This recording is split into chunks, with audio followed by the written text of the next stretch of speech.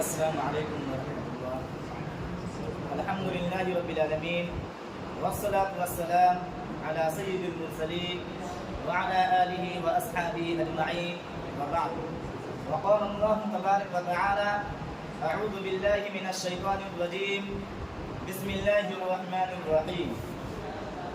وهو الذي خلق السماوات والأرض في 6 أيام وكان عرشه على الماء ليبلوكم أيكم أحسن عملا. سامعین کرام، آج کے اس فتاوی انجمن میں جو میرا موضوع ہے وہ ہے آزمائش کا قرآنی تصور. سامعین، انسان جب اس دنیا میں آنکھ کھولتا ہے تو وہ اپنے چاروں طرف پوری کائنات کا مشاہدہ کرتا ہے. آسمان، زمین، فضا، سورج، چاند، ستارے، سمندر، دریا اور جنگلات اور قسم قسم کے حیوانات اسے نظر آتے ہیں. وہ یہاں ایک نظام حیات کا بھی مشاہدہ کرتا ہے. دن رات کی آمد و رفت، سورج اور چاند کا طلوع ہونا اور غروب ہو جانا، پھر موسم کی تبدیلی اور چیزوں کا پیدا ہونا اور ختم ہو جانا، گرج کے اسے یہاں وہ ساری چیزیں نظر آتی ہے جو اس کائنات میں موجود ہے. اسی طرح وہ اپنے آپ کو اور اپنے جیسے بے شمار انسانوں کو بھی پاتا ہے جس کے اندر طرح طرح کے احساسات، جذبات اور خواہشات پائی جاتی ہے اور جو فکر و عمل کی بھی قوتیں رکھتے ہیں. ان سب باتوں سے اس کے ذہن میں یہ سوال پیدا ہوتا ہے یہ سب کیا ہے اور کیوں ہے.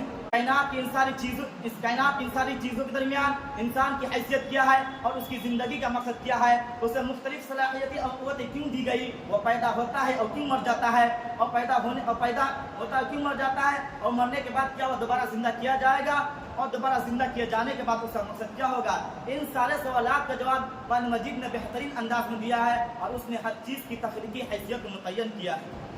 انسان کی زندگی اور اس کے وجود کے متعلق اللہ رب العالمین کا فرمان وَهُوَ الَّذِي خَلَقَ السَّمَاوَاتِ وَالْأَرْضَ فِي 6 أَيَّامٍ وَكَانَ عَرْشُهُ عَلَى الْمَاءِ لِيَبْلُوَكُمْ أَيُّكُمْ أَحْسَنُ عَمَلًا.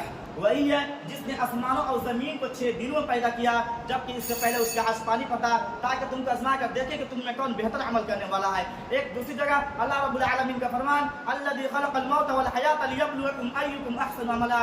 وہ اللہ جس نے موت اور زندگی کو پیدا کیا تاکہ تم کو آزما کر دیکھے کہ تم میں کون بہتر عمل کرنے والا ہے. سامعین، ان آیات سے صاف طور پر معلوم ہو جاتا ہے اور یہ واضح ہو جاتا ہے کہ انسان کی تخلیق کا مقصد اس کی آزمائش کرنا ہے.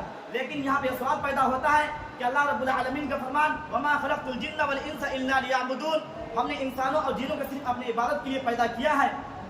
اور اسی طرح انسان کو خلیفہ ارض قرار دیا گیا ہے. یہاں پر آزمائش کی کیا تعبیر ہوگی؟ اس کا جواب ہے کہ عبادت اور خلافت علی منہاج النبوہ بھی آزمائش ہے. لیکن اس دنیا کے اندر بہت سارے انسان ایسے ہیں جو پوری زندگی گزار دیتے ہیں اور دنیا سے چل بستے ہیں، لیکن اسے اللہ تعالیٰ کی عبادت کرنی بھی نصیب نہیں ہوتی. اللہ تعالیٰ کا مقصد ہے کہ انسان اللہ تعالیٰ کی بندگی اختیار کرے اور اگر اس کو اقتدار حاصل ہے تو اللہ تعالیٰ کی مرضی کے مطابق چلائے. سامعین، آئیے جانتے ہیں کہ آزمائش کا کیا مقصد ہے. نمبر 1، اگر بندہ نبی یا رسول ہے تو ان کا مرتبہ بڑھانے کے لیے آزمائش کی جاتی ہے، جیسا کہ اللہ رب العالمین کا فرمان وَإِذِ ابْتَلَىٰ إِبْرَاهِيمَ رَبُّهُ بِكَلِمَاتٍ فَأَتَمَّهُنَّ قَالَ إِنِّي جَاعِلُكَ لِلنَّاسِ إِمَامًا. اور یاد کرو جب ابراہیم کو اس کے رب نے چند باتوں میں آزمایا اور وہ ان سب باتوں میں پورا اتر گیا تو اس نے کہا کہ میں تجھے تو لوگوں کا پیشوا بنانے والا ہوں. نمبر 2، اگر بندہ مومن ہے اور دین کے تقاضوں کی بھی پورا کر رہا ہے تو اسے مزید نکھارنے اور سیقل کرنے کے لیے آزمائش کی جاتی ہے، جیسا کہ اللہ رب العالمین کا فرمان وَلِيَبْتَلِيَ اللَّهُ مَا فِي صُدُورِكُمْ وَلِيُمَحِّصَ مَا فِي قُلُوبِكُمْ وَاللَّهُ عَلِيمٌ بِذَاتِ الصُّدُورِ. جو چیز تمہارے دلوں میں پوشیدہ ہے اللہ اسے آزمائے اور جو کھوٹ تمہارے دلوں میں ہے اللہ اسے چھانٹ دے. اور اللہ رب العالمین دلوں کا حال خوب جانتا ہے. اتنی باتوں پر میں اپنی تقریر کو ختم کرتا ہوں اور اخیر میں دعا کرتا ہوں کہ اللہ رب العالمین ہم سبوں کو آزمائش میں پورا اترنے اور اس پر عمل کرنے کی توفیق عطا فرمائے. آمین. وآخر دعوانا الحمد للہ رب العالمین والسلام علیکم ورحمۃ اللہ.